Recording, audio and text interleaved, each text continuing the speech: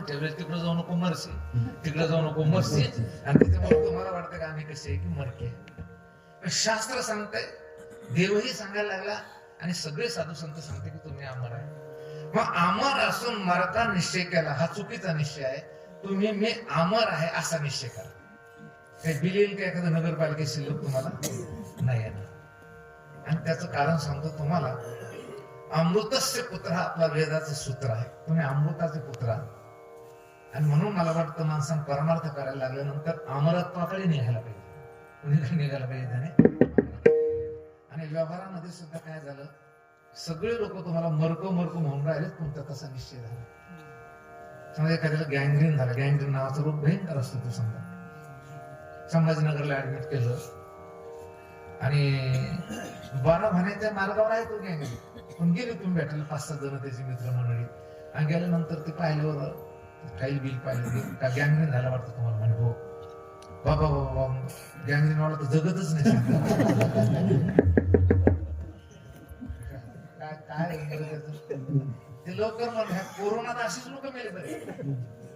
तुम्ही त्याला काय धीर द्यायला पाहिजे.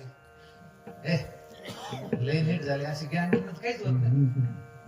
अहो लगेच सामान्य लोक आहे. पहिले टीबी म्हणलं की माणूस घाबरायचा. आता काही म्हणते टीबीला तस अमरा हरी कृपा असं निश्चय करायचा.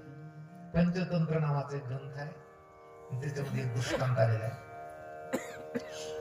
शेडे भाग असतो आणि एक मेंढपाळ मेंढ्या चाराला असं डोंगराला येत असतो. जवळजवळ त्याच्या गावापासून तिथे डोंगर असतो तो जवळजवळ 2 किलोमीटर असतो. गावाच्या बाजूला मोठं टाकायचं त्यानं वाडगं तयार केलेलं. सकाळी उठायचं ते मेंढ्या तिच्या अंगात चारायचं आणि संध्याकाळच्या ते घरी आणायचं.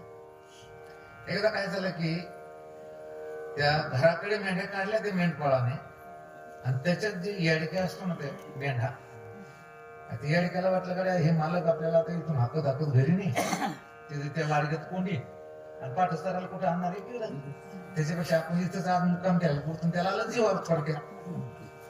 आणि त्या एवढ्या मोठ्या 2 अडीचशे मिनिटं ते पटकन बाजूला गेल्या एका झुडपाच्या बाजूला आपलं असं बाजूला बसवलं.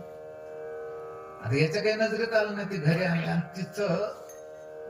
तिथे कशी गुहा होती, म्हणजे भुयार म्हणतो डोंगरामध्ये. याला हेड केलं वाटलं चला या भुयारात बसू. ते गेलं त्या भुयारात. दुर्दैवानं ते भुयार ते घर निघालं वाघाचं राहण्याचं ठिकाण. वाघ नव्हता तिथे.